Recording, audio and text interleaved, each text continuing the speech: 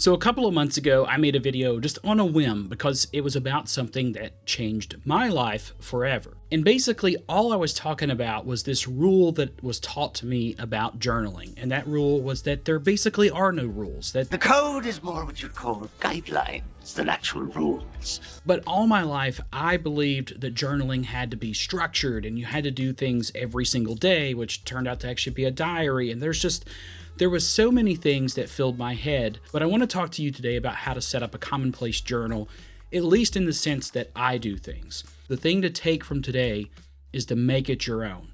You're going to watch countless videos of people talking about the proper way to journal or how they journal, and you'll gather ideas that you're going to love and that you're going to utilize.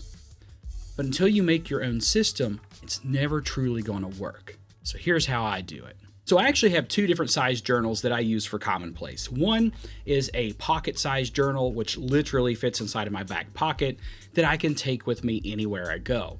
Now, I prefer this type of Commonplace journal because I can use it to record things like tasks, meeting notes, write down ideas that pop into my head, no matter where I am.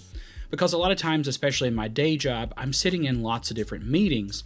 And although I could put these things in my Task Manager app on my phone or write them in my Notes app, I feel like that's a little bit unprofessional and it's also a little bit disrespectful to the people around me, especially considering that oftentimes when I get on my phone to do a simple task, I go down a rabbit hole of a lot of other various things along the way, either before I actually get to that task or after I've completed it. But with a notebook, I don't really get to do that. I just get to take the thoughts that are in my head and put them onto paper. The other reason I like this is because of the fact that when I write things down and I'm physically doing that, it's easier for me to remember that there's something that I need to remember, or I can remember that thing.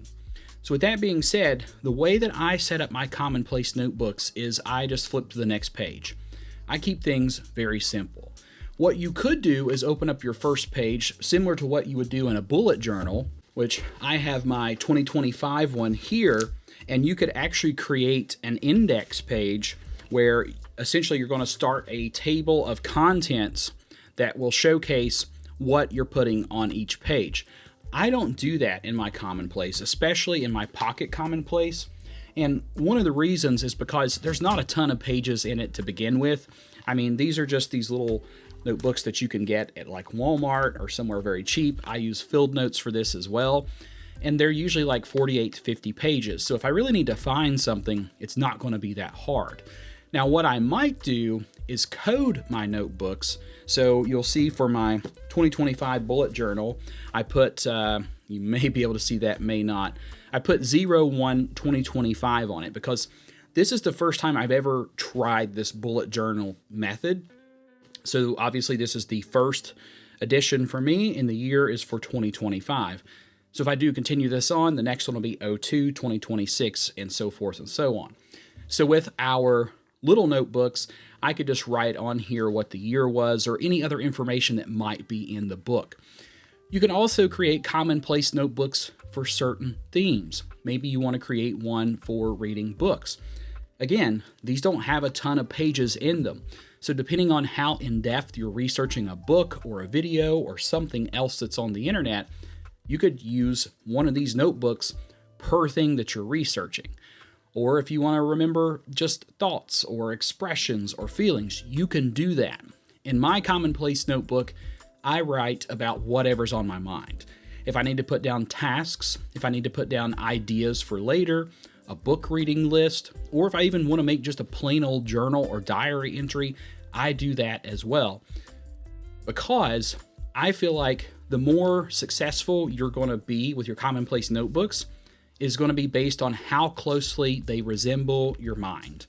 That's a personal belief of mine, so I make my notebooks reflect that of my mind. A lot of times it's very sporadic, it's not always organized, and it doesn't always make sense. So sometimes my journals don't either, at least to the people that might be reading it, but usually that people is just me. So to me, it does make sense. But it also helps me get a better understanding of myself and my mind when I go back and start reviewing my Commonplace notebooks, especially if I've started doing a bunch of random stuff and I jump around. It's all about that experimentation to get you going. So rather you want to make it organized and have an index at the front, like a table of contents to point to everything, or you want to use smaller notebooks like I do to the point you can easily flip through and find what you're looking for. Either one works. Now, when we get to the end of the Commonplace notebook, what do we do with them? Well, a lot of people just like to archive them away and have them somewhere accessible. So up here, I actually have a bunch of my notebooks that are either in progress, that are finished, or haven't been started yet, just because they're easy to access in case I want to start writing something. But I'm also a big fan of using things like Apple Notes and Notion to record and write things down. So I actually have started a journal log in there where I can write, maybe a code on the front of my journal, and then I can have a brief bullet pointed list on a digital app that tells me what is in that journal. So if I do forget, because I have so many, then I'll know which ones to go back and actually reference, because I'll have that bulleted list in a digital space. Because I do like to mix analog and digital. I can't really get fully into one or the other. I'm sure there's some great ways that I'll learn for analog in the future, and maybe you will too. If you have those now, please share them. But as of right now, I do kind of balance the two. But just remember with the Commonplace notebook, make it your own thing. Make it a direct mirror image of your brain, because that's what it is. Our brains are meant to think and to process, not necessarily store information. So that's one thing the Commonplace notebooks are really good at, is they help us to store information that we want to remember later. Maybe we can't process it right now, but we can later. Then we can resort back to our notebooks and go through that information. But that's essentially all I do for Commonplace. I open up a page, I start writing whatever I need to put in there for that moment, I close it, I'm done. I come back to it when I need it. But let me know your thoughts in the comment section below about Commonplace notebooks. Are you just starting one for the first time? Have you already done these? And what are your favorite methods if you have done so? But I hope you have taken something from today's video to improve the quality of your life. And as always, be sure to create something new today.